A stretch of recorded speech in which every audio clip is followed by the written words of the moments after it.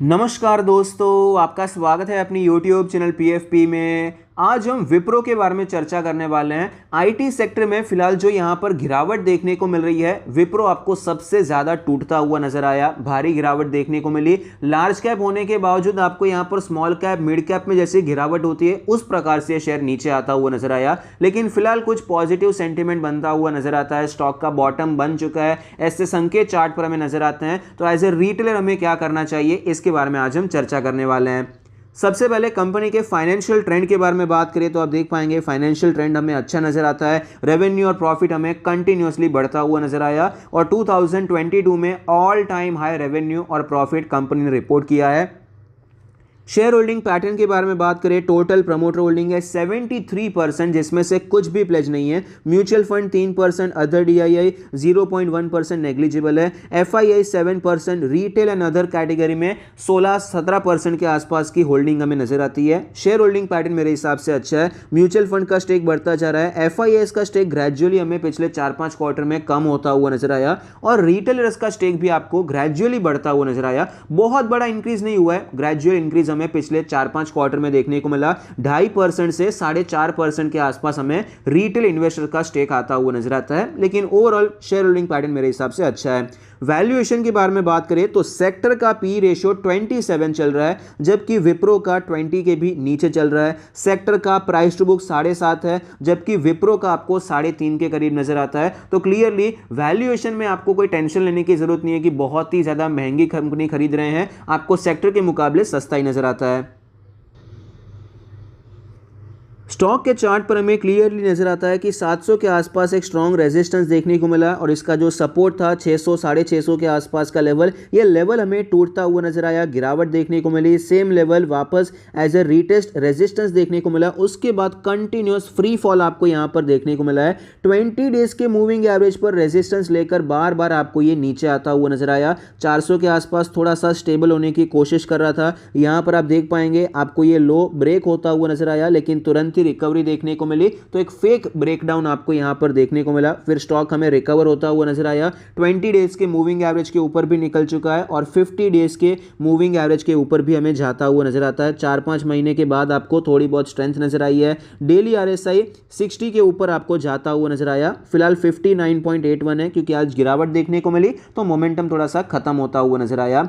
Important levels के बारे में बात करते हैं। डेली चार्ट पे कौन सा इंपॉर्टेंट लेवल हमें यहां पर नजर आता है, तो आप देख पाएंगे इसका जो डेली चार्ट पे सपोर्ट है 425 के आसपास का लेवल है और रेजिस्टेंस जो हमें नजर आता है अप्रॉक्सीमेटली 450 के आसपास का लेवल है। बहुत ही टाइट रेंज है, लेकिन ये इंपॉर्टेंट लेवल्स डेली चार्ट पे तो यही नजर आते हैं। रीजन क्या है, क्योंकि 450 का लेवल पहले सपोर्ट की तरह काम कर रहा था, फिर यहां पर आपको गिरावट देखने को मिली, एक शार्प सेल ऑफ यहां से दिखाई पड़ा था, तो 450 का लेवल इंपॉर्टेंट हो जाता है। 425 का लेवल इंपॉर्टेंट सपोर्ट इसीलिए है क्योंकि यहां से आपको एक अच्छा ब्रेकआउट देखने को मिला है, तो यहां पर सपोर्ट लेकर वापस ये ऊपर जाने की कोशिश करता हुआ नजर आ सकता है।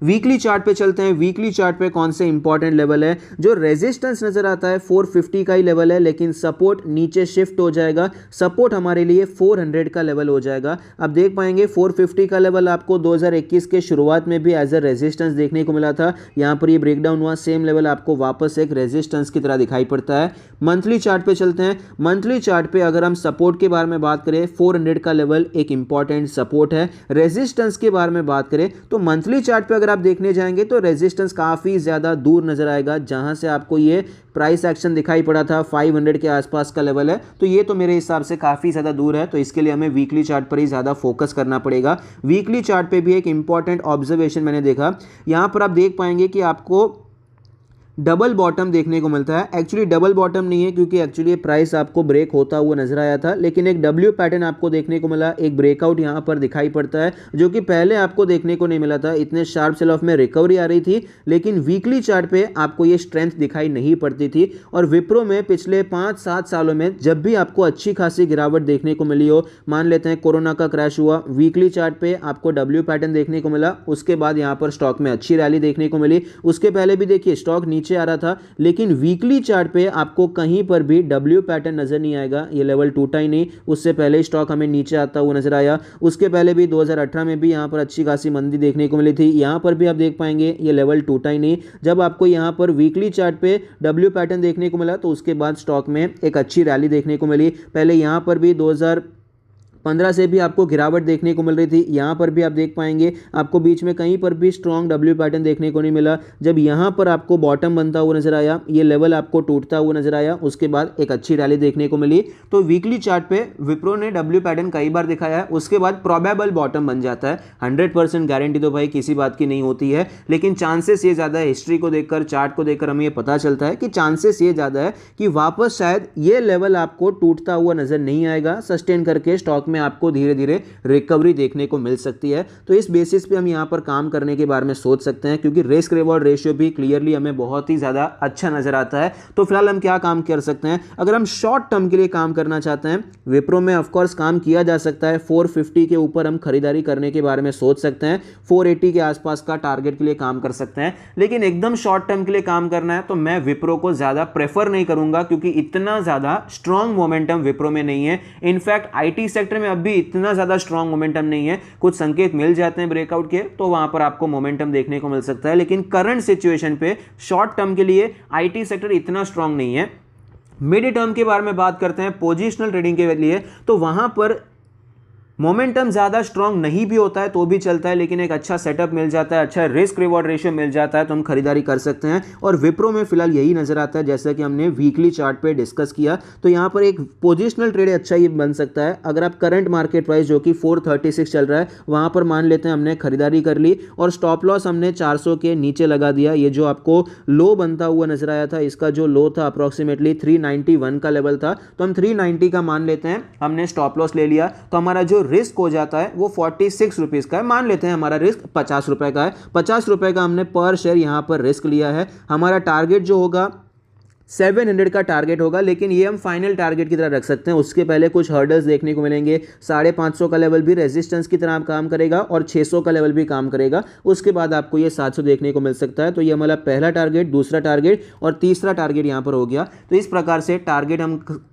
डिसाइड कर लिया है, बाइंग प्राइस और स्टॉप लॉस हमने डिसाइड किया है, रिस्क रिवॉर्ड रेशियो आपको यहां पर अच्छा नजर आता है। पूरी खरीदारी एक साथ यहां पर नहीं करनी चाहिए, क्योंकि इतनी स्ट्रेंथ नहीं आई है। 200 दिन के मूविंग एवरेज के अब भी नीचे ही ट्रेड करता हुआ नजर आता है, और मूविंग एवरेज भी देखे सारे के सारे आपको ओवरऑल फॉलिंग ही नजर आए थे। और 20 डेज का मूविंग एवरेज सबसे नीचे था, फिर 50 था, फिर 100 था, फिर 200 था, मतलब सीक्वेंस भी वीक है। तो यहां पर आप कर सकते हैं कि एक क्वांटिटी अभी खरीद सकते हैं, मतलब इंस्टॉलमेंट, एक इंस्टॉलमेंट आप अभी खरीदने के बारे में सोच सकते हैं। जैसे ही स्टॉक आपको 450 के ऊपर जाता हुआ नजर आए, आप एडिशनल क्वांटिटी खरीद सकते हैं। जैसे ही स्टॉक आपको 480 के ऊपर जाता हुआ नजर आए, ये जो रेजिस्टेंस है इसके ऊपर जाता हुआ नजर आए, आप अपना लास्ट इंस्टॉलमेंट कर सकते हैं। 3 इंस्टॉलमेंट में आप खरीदारी करने के बारे में सोच सकते हैं।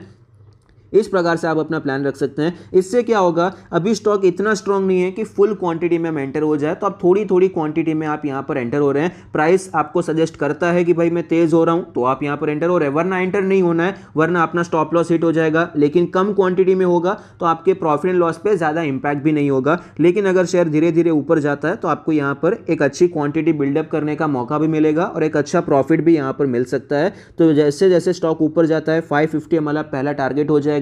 वहां पर किस प्रकार से बिहेवियर चल रहा है प्राइस का, उस हिसाब से हम प्रॉफिट बुक करना चाहें तो वहां पर भी थोड़ी बहुत प्रॉफिट बुकिंग करने के बारे में सोच सकते हैं। इस हिसाब से प्लानिंग रख सकते हैं। लॉन्ग टर्म के बारे में बात करें तो मेरे हिसाब से ये अच्छा प्राइस है जहां पर आप खरीदारी करने के बारे में सोच सकते हैं। लॉन्ग टर्म में अगर आप स्टॉप लॉस लगाना चाहते हैं तो सेम ये स्टॉप लॉस लगाने के बारे में सोच सकते हैं। और मेरे हिसाब से ये इंपॉर्टेंट भी रहेगा, क्योंकि अगर ये 400 के नीचे चला जाता है वापस, मतलब उसके नीचे सस्टेन हो जाता है, तो ये अच्छा नहीं है, क्योंकि एक type of head and shoulder pattern भी आपको यहां पर बनता हुआ नजर आएगा, जो कि क्लियरली अच्छी बात नहीं है।